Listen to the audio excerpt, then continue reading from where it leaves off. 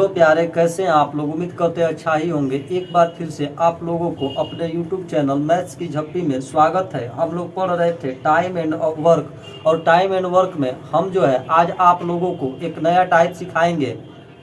इसमें जो है कुछ मजदूर काम करेंगे और काम करते समय ही उसमें से कोई मजदूर निकल कर चला जाएगा या फिर कुछ दिन कार्य करेगा उसके बाद चला जाएगा। तो ऐसे टाइम एंड वर्क के प्रश्न को कैसे बनाया जाएगा, यही आज हमें सीखना है। तो चलिए प्रश्न के माध्यम से इस बातों को देखते हैं कि प्रश्न कैसे सॉल्व किया जाएगा।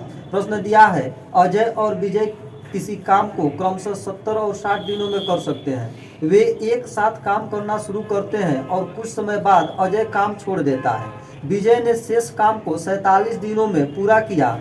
अजय ने काम कब छोड़ा था। कहने का मतलब है कि दो मजदूर अजय और विजय हैं। अजय उस काम को 70 दिन में कर रहा है, जबकि विजय उसी काम को 60 दिन में कर रहा है। तो कह रहा है कि कुछ दिन तक जो है अजय काम करता है, उसके बाद काम छोड़कर चला जाता है। तो शेष बचे हुए काम को विजय अगर 47 दिनों में पूरा करता है, तो कह रहा है कि अगर अजय से काम कराया गया तो कितने दिन काम करके अजय जो है काम को छोड़ा था, यही हमें ज्ञात करना है। तो चलिए प्रश्न को बनाते हैं।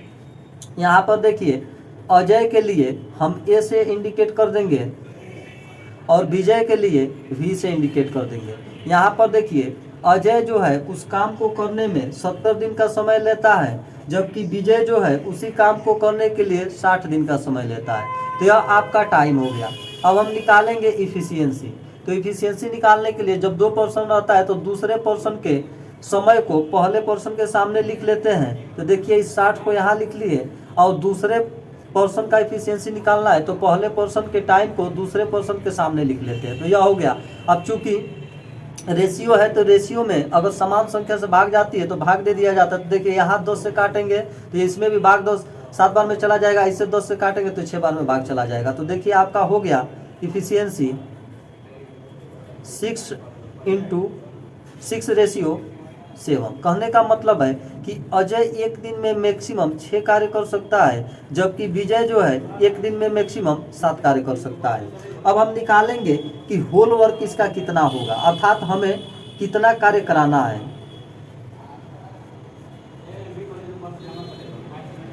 होल वर्क होता है जिसका टाइम उसी का इफिशियंसी, अगर मल्टीप्लाई कर देते हैं तो होल वर्क आ जाता है। तो देखिए अगर अजय से निकालते हैं तो अजय का टाइम कितना है 70 दिन, और इसका इफिशियंसी कितना है 6।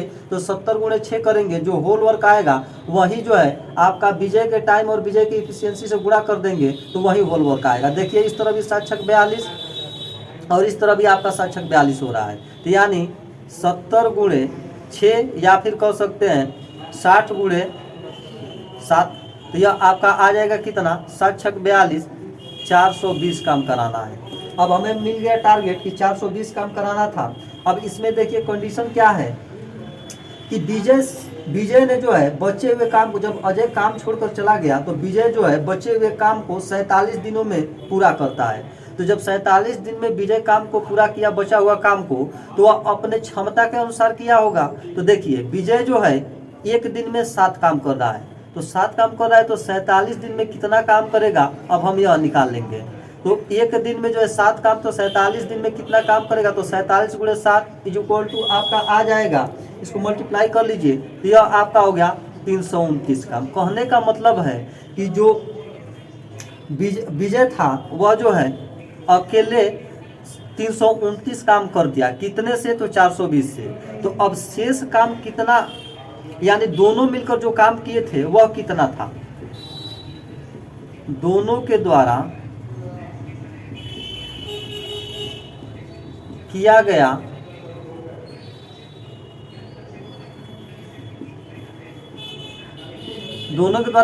जो काम होगा वह आपका हो जाएगा 420 में से केवल जो है विजय जो अकेले कार्य किया है उसको घटा देंगे, तो जो आएगा वह दोनों के द्वारा किया गया कार्य होगा। तो यहाँ देखिए 10 में से 9 गया, 1 हो गया, और यहाँ आपका 11 में से 2 जाएगा, 9 होगा, और यहाँ आपका 3 में से 3 गया, 0। कहने का मतलब है कि जो 91 काम है वह जो है अजय और विजय मिलकर किए थे। तो मिलकर किए होंगे तो उनकी सम्मिलित इफिशियंसी भी लगी होगी। तो इसलिए टाइम ऑफ अजय प्लस विजय = यह काम कितना बचा था तो आपका 91 काम दोनों मिलकर किए थे, अपने क्षमता के अनुसार किए थे, तो 7 और 6 मिलाकर आपका हो जाएगा 13, यानी 13 क्षमता से 91 काम को किए होंगे, तो यह आपका हो गया 13 सत्ते 91। अर्थात देखिए यह आपका 7 डेज आ रहा है, यानी कि विजय के साथ अजय जो है 7 दिनों तक काम किया और काम करने के बाद वह काम छोड़कर चला गया। तो प्रश्न में यही पूछ रहा था कि अजय ने काम कब छोड़ा, तो आपका आंसर हो गया कि अजय ने 7 दिन बाद जो है काम छोड़ दिया, और यही आपका आंसर हो गया। यदि एक प्रश्न से समझ में नहीं आया तो घबराने की कोई बात नहीं है। चलिए एक और प्रश्न को देखते हैं। प्रश्न दिया है, एक किसी काम को 30 दिन में और बी उसी काम को 20 दिन में समाप्त कर सकता है।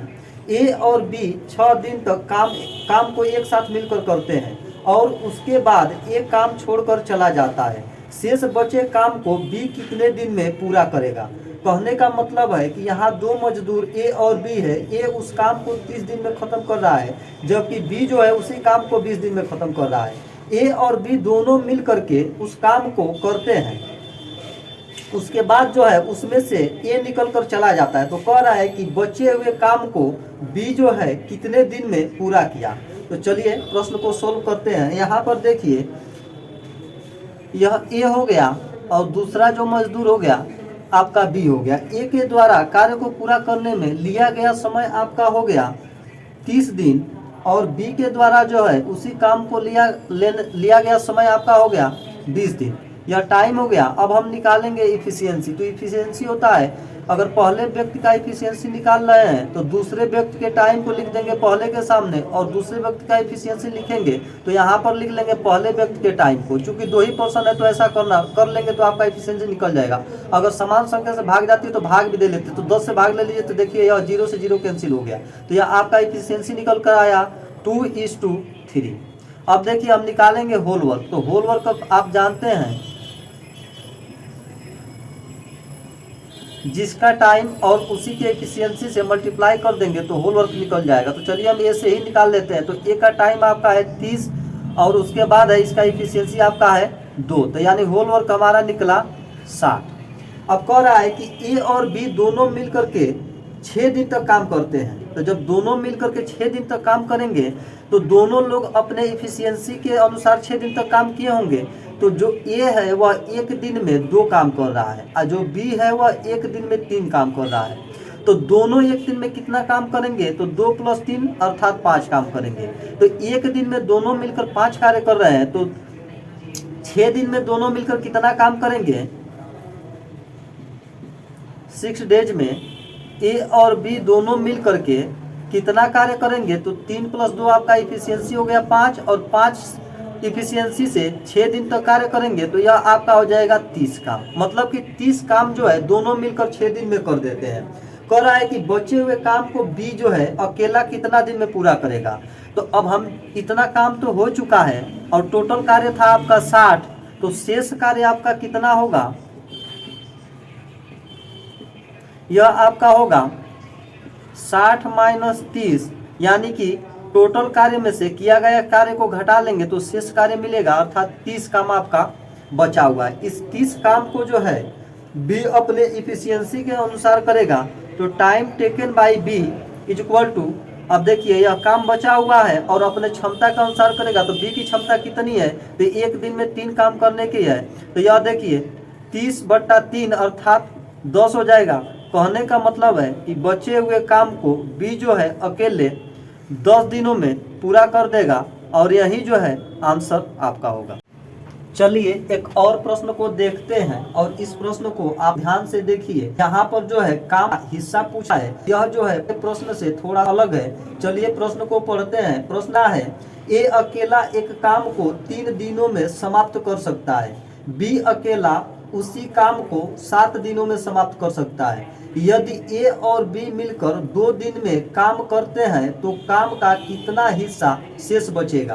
कहने का मतलब है कि 2 मजदूर ए और बी है। ए जो है उस काम को 3 दिन में कर दे रहा है, जबकि बी जो है उसी काम को 7 दिन में कर दे रहा है। कह रहा है कि ए और बी मिलकर कार्य 2 दिन तक करते हैं। तो कह रहा है कि इन दोनों के करने के बाद जो काम बचा वह कितना बचा, वही जो है पूछ रहा है। तो चलिए प्रश्न को सॉल्व करते हैं। यहाँ पर देखिए, यह मजदूर ए हो गया और यह मजदूर बी हो गया। ए के द्वारा लिया गया समय जो है यह आपका 3 है, यानी 3 दिन, और बी के द्वारा जो लिया गया है समय है वह 7 दिन है। तो इससे देखिए पता चलता है कि ए की जो क्षमता होगी वह ज़्यादा होगा और बी की जो क्षमता होगी वह कम होगी, क्योंकि बी के द्वारा उसी काम को करने में लिया गया समय क्या है, ज़्यादा है। तो चलिए हम क्षमता को निकाल लेते हैं। जब दो व्यक्ति रहते हैं तो एक दूसरे के टाइम को चेंज कर लेते हैं तो आपका क्षमता निकल जाता है। तो देखिए इसका समय हम लिख दिए इसके सामने और इसका समय लिख दिए इसके सामने, तो यह क्षमता निकल गया। कहने का मतलब है कि ए जो है एक दिन में मैक्सिमम 7 कार्य कर सकता है, जबकि बी जो है एक दिन में मैक्सिमम 3 कार्य कर सकता है। अब हम निकालेंगे होल वर्क। होल वर्क होता है जिसका टाइम उसी के एफिशिएंसी में अगर मल्टीप्लाई कर दे तो होल वर्क निकल जाता है। तो होल वर्क आपका हुआ 3 × 7 अर्थात 21।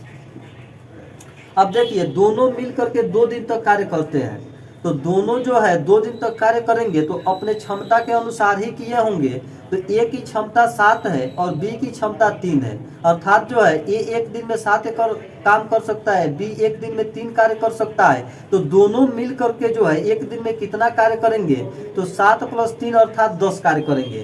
तो एक दिन में जो है 10 कार्य, तो 2 दिन में कितना कार्य,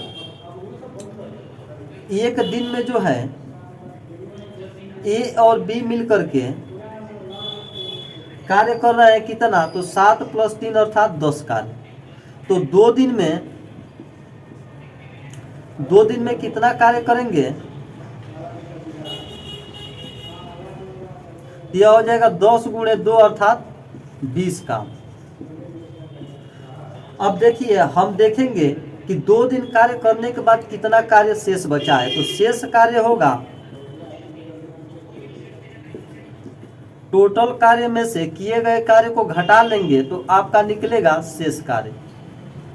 तो 21 - 20 = 1, अर्थात जो है एक काम जो है बचा हुआ है, ए और बी जब मिलकर 2 दिन कार्य कर लेते हैं तब। तो कह रहा है कि जो यह एक कार्य बचा हुआ है यह कितना भाग है, यही हमें ज्ञात करना है। तो आपका जो भाग होगा, बचा हुआ भाग, बचा भाग जो होगा आपका, तो वह होगा एक काम बचा है, कितने से बचा है, तो टोटल कार्य कितना था 21, अर्थात 1/21 जो है भाग उस कार्य का अभी भी बचा हुआ है, और यही आपका जो है आंसर होगा। मैं आप लोगों को टाइम एंड वर्क का इतना बढ़िया प्रश्न कराता हूं जो बहुत अच्छे लेवल के होते हैं, तो इसलिए आप लोग चैनल को लाइक करें, सब्सक्राइब करें और शेयर करें। धन्यवाद।